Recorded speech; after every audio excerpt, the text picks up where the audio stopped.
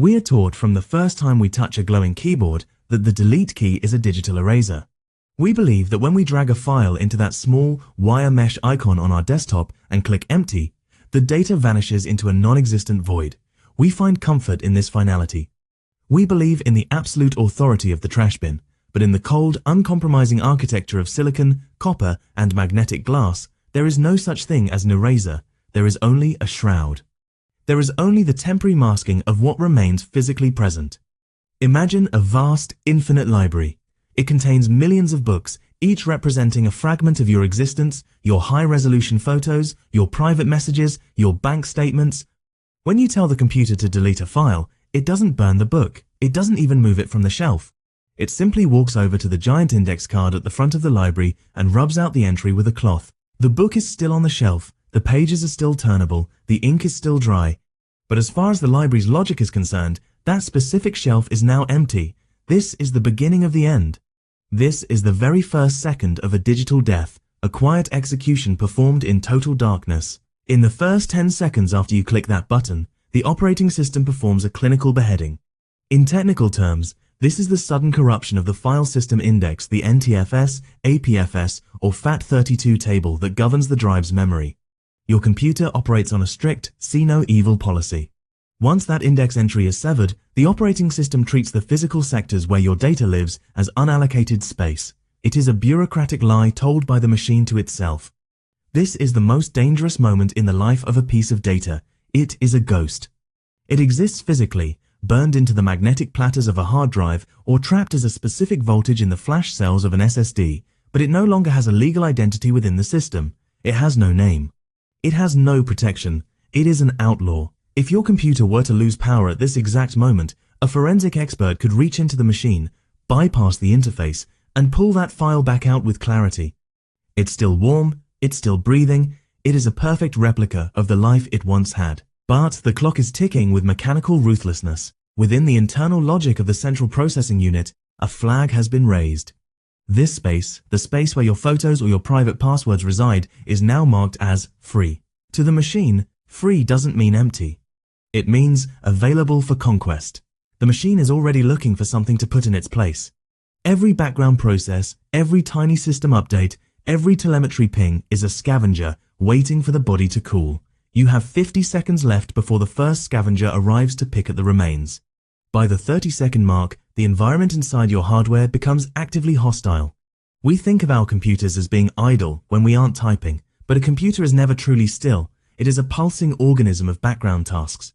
Windows is checking for updates. Chrome is caching thumbnails from a site you visited hours ago. Your antivirus is writing a secret log file of its latest scan. Each of these microscopic actions requires disk space. And because your deleted file is now unallocated, it is the primary target. Imagine a crowded city where the government suddenly declares a block of houses unowned. Within minutes, developers rush in to tear down the walls and build something new. Something completely unrelated to what stood there before. This is what is happening to your data right now. A log file from a weather app might overwrite the first 3 kilobytes of a high-resolution JPEG. A system temp file might crush the header of a video file. This is the stage of digital mutilation. If you tried to recover the file now, you might get it back, but it would be horribly scarred. A photo might have a jagged grey bar across the middle. A video might glitch and stutter, turning into a kaleidoscope of broken pixels. A document might contain paragraphs of random machine code where your sentences used to be. The ghost is being overwritten while it still haunts the drive. In the style of modern digital mysteries, this is the most unsettling realization. Your data is being replaced by something utterly meaningless. Your most precious memories are being smothered by a line of code that says, "Update checked." The profound is being replaced by the mundane.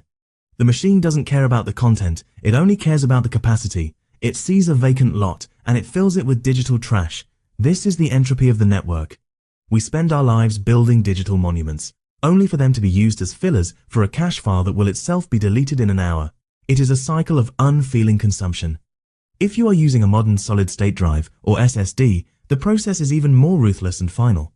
Hard drives were slow, they were mechanical, they were, in many ways, forgiving. But SSDs are governed by a command known as TRIM. This is the digital reaper. On an old-school mechanical drive, the data stayed on the platter until something else was physically written over it.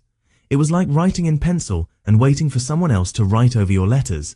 But SSDs work with electrons trapped in floating gates. To write new data to an SSD, the cell must be empty. If it's not empty, the drive has to pause, wipe it, and then write.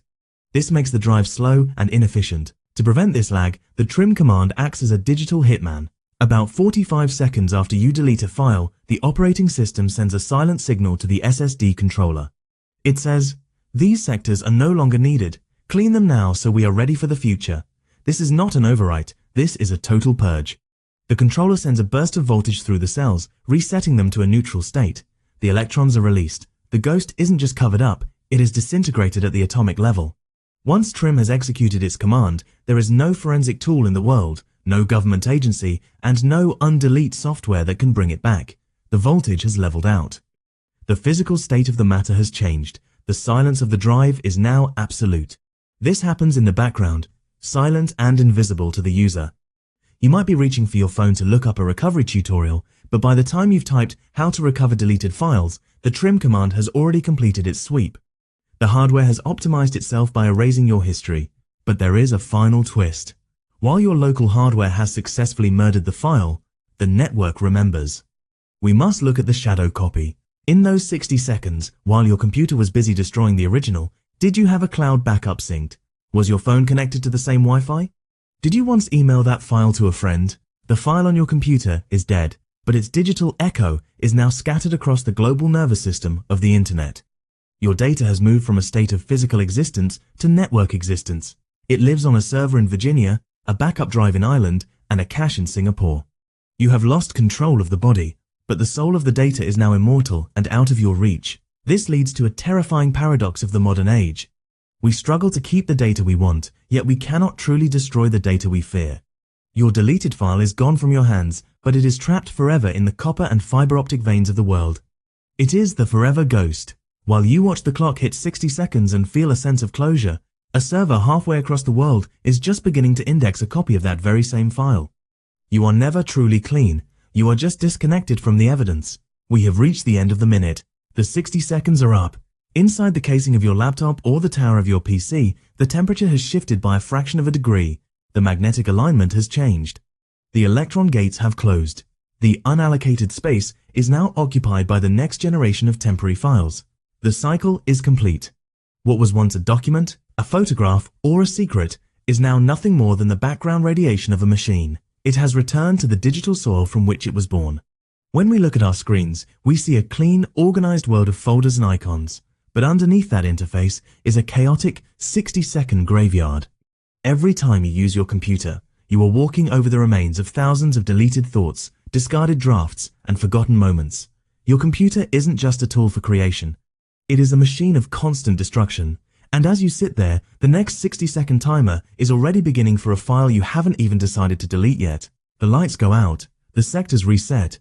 The drive continues to spin in the dark. But the ghost? The ghost is already in the wires. It is a part of the architecture now. It is a memory that the machine has forgotten, but the hardware will always carry. It's never coming back. It belongs to the void now. We are left with the silence of the drive, a silence that is not an absence of sound, but an absence of history. Your 60 seconds are over.